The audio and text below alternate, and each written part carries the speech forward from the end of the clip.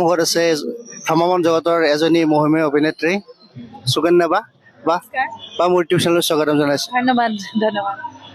বা এইবাৰ আপুনি সূৰ্য থিয়েটাৰত আছে, তো ৰাইজৰ পৰা কেনে সহযোগিতা পাইছে অনুভৱটো কৈ দিয়ক। খুব ভাল লাগিছে।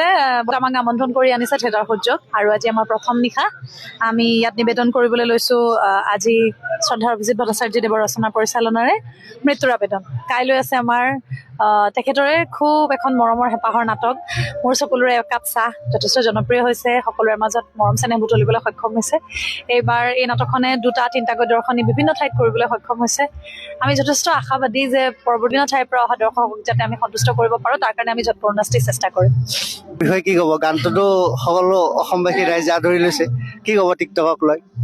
টিকটক বুলি ক'লে আচলতে প্ৰয়াত শিল্পীগৰাকীৰ মুখখন আগলৈ বাঢ়ি আহে, কাৰণ টিকটক সম্পূৰ্ণৰূপে তেখেতৰ অৱদান, তেখেতৰ সৃষ্টি। অভিজিত ভট্টাচাৰ্যদেৱ আৰু আমাৰ অজয় দাৰ সুৰ, কথা আৰু গীতটো কণ্ঠ নিগৰাইছিলে পাপৰি বা আৰু আমাৰ হেঁপাহৰ শিল্পী জুবিন গাৰ্গে।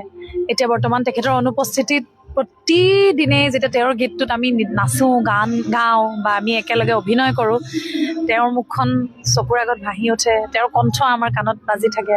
অৱশ্যে এই গীতটো বুলিয়ে নহয়, জাতিটোৰ এটা সত্তা বুলি ক'ব লাগিব, সম্পদ বুলি ক'ব লাগিব, আমাৰ জাতিটোৰ পৰিচয় বুলি ক'লেও ভুল নহ'ব।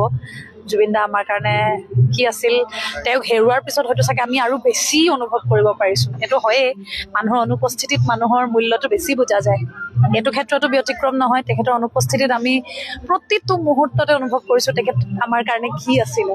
এতিয়া তেখেতে কৰিবলৈ বিচৰা বা তেখেতৰ যিখিনি সপোন আছিলে সেইখিনি কায়িক অৱস্থাত তেওঁ থাকোঁতে আমি কিমান বাস্তৱায়িত কৰিব পাৰিলোঁ নোৱাৰিলোঁ নাজানো, কিন্তু এতিয়া অন্ততঃ আমি সকলোৱে দায়বদ্ধ হৈ প্ৰত্যেকগৰাকী অসমীয়া অন্ততঃ তেওঁ যিবোৰ কথা কৈ থৈ গৈছিলে তেতিয়া সেইবোৰ কথা অকণমান বুজিবলৈ আমাৰ টান হৈছিলে। আজিৰ তাৰিখত কিন্তু আমি প্ৰত্যেকে সেইবোৰ কথা জল পটকৈ বুজি পাইছোঁ, অনুভৱ কৰিছোঁ।